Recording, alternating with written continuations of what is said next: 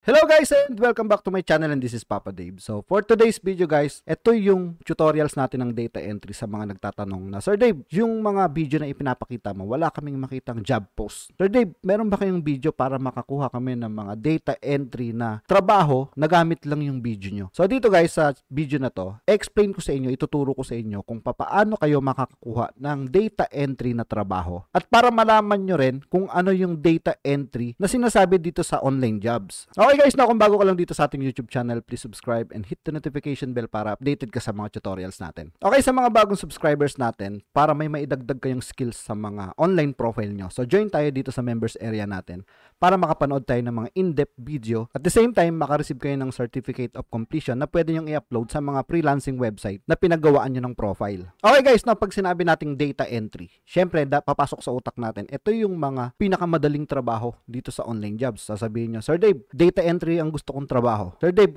ito lang yung tingin kong capacity ko na kaya kong gawin sa online jobs. So, yung ganong mindset, mali yun. So, ngayon, na-explain ko sa inyo kung ano yung mga dapat nyong gawin at yung mga hindi nyo dapat gawin. For example, no, bakit wag data entry lang yung pag-aaralan nyo? Pag sinabi nyong data entry typing job, automatic yung competition yan, no? Halos lahat, no? Data entry ang hinahanap na trabaho dahil nga madali. So, sa pangalawa, 100% ng mga freelancers ay mga data entry specialist. Syempre, kapag online ka nagtatrabaho, syempre, kasama na sa skills mo automatic yung data entry. Dahil nga online tayo, computer, so data entry, basic na yan. Kumbaga, yung data entry ay isang add-on skill na sinasabi natin na, Sir Dave, data entry lang ang gusto ko. So, hindi po pwede yung data entry lang. So, dito, laging merong kasama, di ba?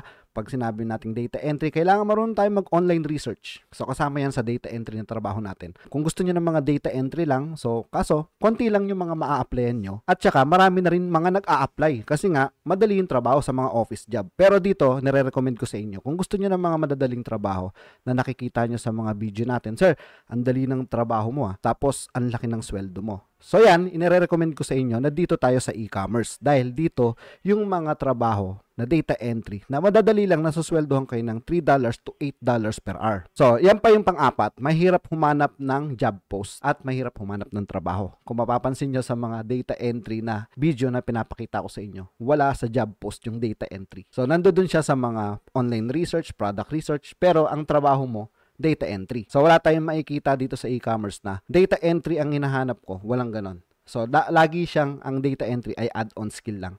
Na automatic na nagagawin nyo sa mga trabahong masasearch nyo. Kagaya ng mga product research na yan. So, ngayon, ano ba yung mga dapat gawin? So, unang-una, humanap tayo ng niche. Yung niche, yung tinatawag na category. Saan tayo magtatrabaho ng data entry? Kagaya ko, ang niche ko ay e-commerce. So, lahat ng mga trabaho ng e-commerce, itinuturo ko dahil dun ako marunong sa e-commerce. So, kung hahanap kayo ng niche, gusto nyo mga office job, mga appointment setter. So, ibang niche yon. So, dito, tinuturo ko sa inyo yung about sa e-commerce. So, unang-una, hahanap tayo ng category na saan natin gusto magtrabaho. Kaya, nire-recommend ko sa inyo yung e-commerce. Pangalawa, dadagdagan natin yung skill set natin. Pag sinabi nating data entry tayo, data entry specialist tayo, typist din tayo. Halimbawa, marunong tayo mag-online research, marunong tayong mag-data scrapping, marunong tayong mag-product research or product listing. Dito sa e-commerce yan So, dadagdagan natin yung skill natin. So, kung gagawa tayo ng profile, wag tayong gagawa ng data entry lang.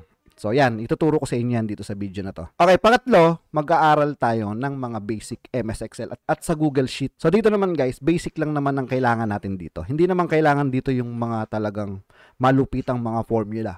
So, dito kailangan natin ng mga basic formulation, add minus division, mga ganun lang naman, no? Kaya, madali lang yan. Kaya, maituturo ko yan dito sa channel natin. So, ilalagay ko yung link sa description ng mga basic na trabaho or kung may makikita kayong video ko na about na data entry, yan yung mga iba't ibang senaryo nung mga pinapagawa dito sa e-commerce about data entry. So, yan, yung pang-apat, mag-aral tayo ng kahit isa lang. Isa lang na special skill or mas maganda kung marami, no? Meron kayong mga special skills. Kung isa lang, okay lang yon. Halimbawa, sa akin, ang pinag-aralan ko lang talaga sa inyo, Sir Dave, product listing lang. So, special skill mo na yon. Isa ka ng e-commerce product lister. So, meron na kayong mailalagay na e-commerce product lister sa title nyo, sa profile nyo. E-commerce product lister, online researcher, data entry specialist. So, at least meron maidadagdag kayong ibang skills dun sa profile nyo. So, yun yung dapat yung gawin. Wag yung data entry lang dahil wala kayong mapapala kung hahanap lang kayo ng data entry. So, lahat ng mga freelancers ay mga data entry specialist. So, kung sasama pa kayo, so marami na tayo. So, kailangan natin ng ibang skills, humanap tayo ng niche, ng category, kung saan tayo magpo-focus, mag-aral tayo ng basic. Ano ba yung kailangan sa e-commerce?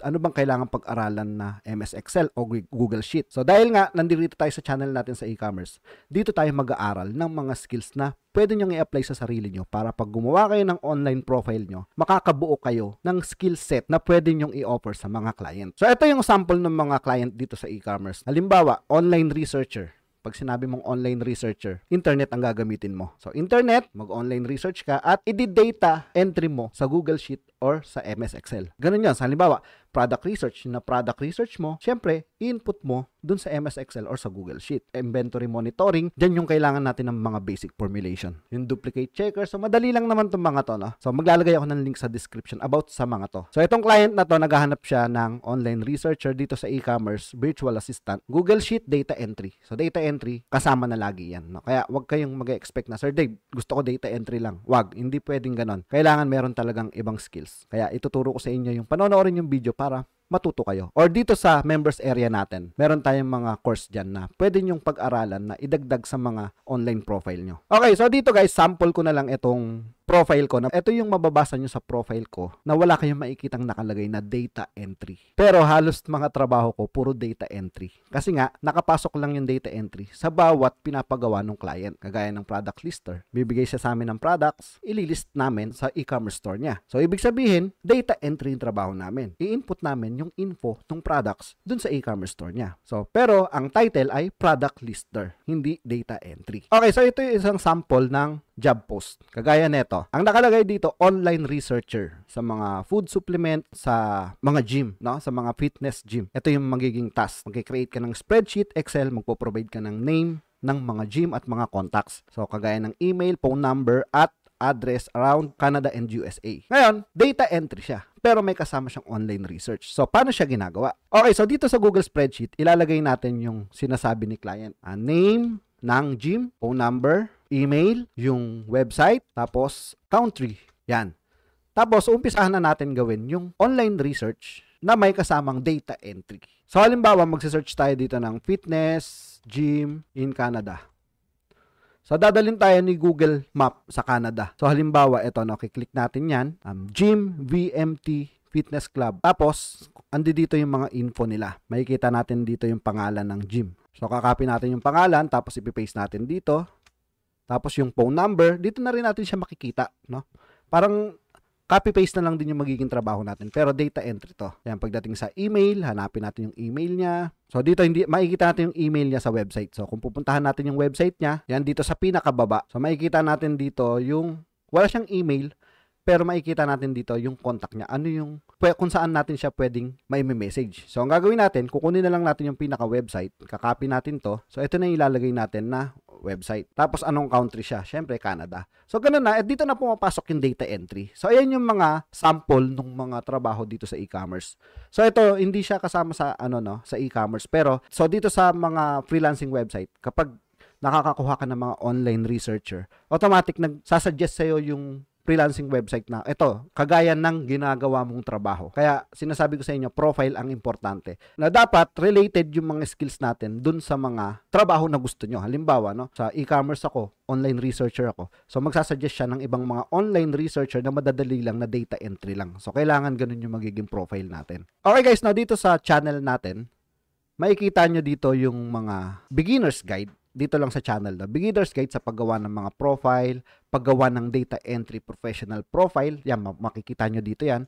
Papaano gumawa ng application letter or proposal letter, papaano mag-apply.